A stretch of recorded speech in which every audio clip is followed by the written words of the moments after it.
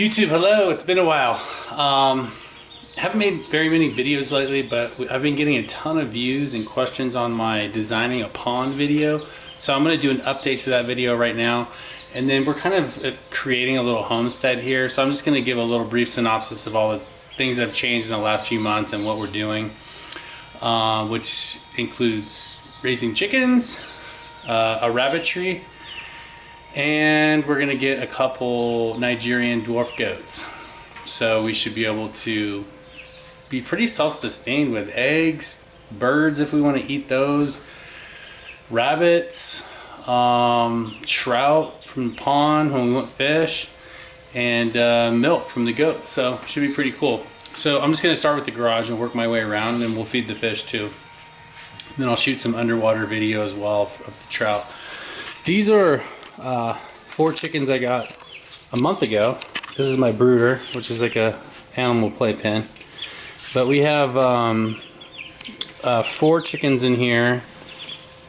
There's a barred rock, a Rhode Island red, golden laced Wyandotte, and an Americana. And these guys are going out, these girls are going out to the coop next week. And then I have 4 more baby chicks that are only a week old, which I'll show you here in a little bit. But yeah, super excited about these guys. And we're gonna go out to the backyard now. All right, here we are in the backyard. It's an absolutely gorgeous day, like it is every day here. Got all the roses coming in. I've got a bunch of natural flowers coming in here. Hello, YouTube. If anybody has any questions on above ground pools, I feel like I'm an expert at this point. I've only lived here 6 months, but I've been dialing all that in. I just built this fence the other day to hide the pool equipment and stained it. Turned out really nice. Let me know if you have questions on that. All the leaves are in all the trees. Willow tree, cherry tree, apple tree over there. This is Ralph. This is our first rabbit, our male rabbit that we're gonna breed. He's a Rex rabbit, super nice. Dogs love him. Actually, he loves the dogs too. Hey, Ralphie. Hey, buddy. That's Lucy, our Frenchie, and that's Bishop, our English lab. And then I planted all these whiskey barrels with various flowers and vegetables. This is a tomato plant, peppers. And my wife made these cool little signs out of wood with her laser machine. It's pretty awesome. She's really crafty. These are beets. And I have a whole nother garden over there with the chicken coop, which I'll show you. But most of you are probably here for the pond. So the lighting's really good now, where we should be able to see the trout. I only was able to find about 4 worms right now. It's kind of hot. But I'll just toss them in here, and they'll come shooting out from underneath the plant island that I made, which I have a video on. And that's the trout hide over there. But you can see him swimming right there. Hopefully you can see him. See that guy? Kind of going downstream. Alright, so I'm going to grab these worms and toss them in. And see what happens here. It usually happens pretty fast. There we go. I don't know if you guys can see the trout. Oh, here comes the trout. There's another one. Oh, boom. We're getting the worms right now.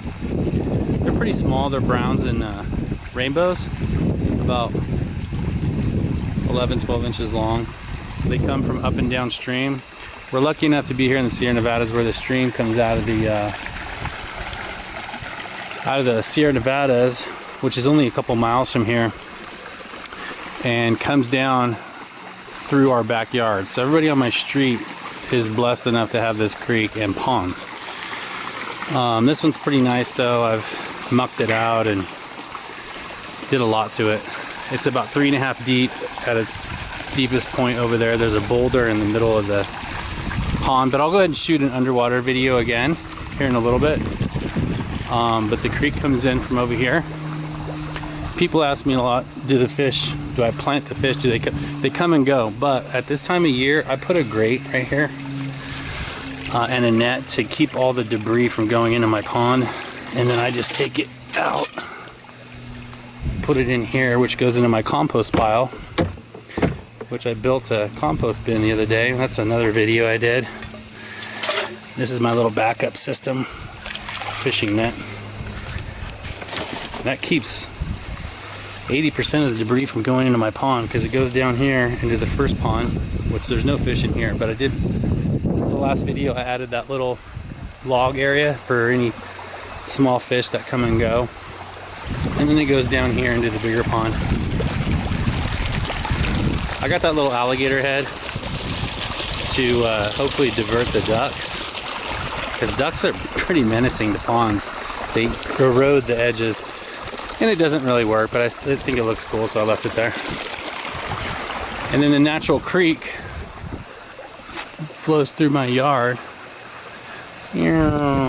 all the way down to the other end. So it diverts to the pond,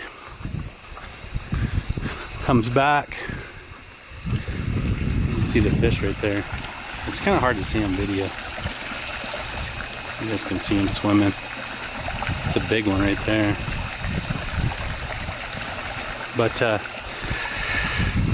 then the creek goes along here, and it shoots back underneath the fence over here. And then this is another grate I have going right now. I don't always have this one because I like to think fish swim upstream this way. But right now I have it blocked. And then this is where I think I'm going to put my goat pen. I have a guy coming by next week. It's going to help me build it. But it's going to attach there, come out around here, and reattach back over there. And then I'll build their little shelter right here with a little bridge over the creek. And I'm going to get 2 Nigerian dwarf goats to add to the little homestead here.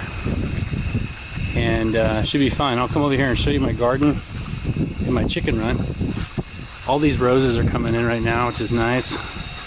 Got red ones and pink ones and more pink ones and yellow ones. So this is the pole commit that I wanted to hide.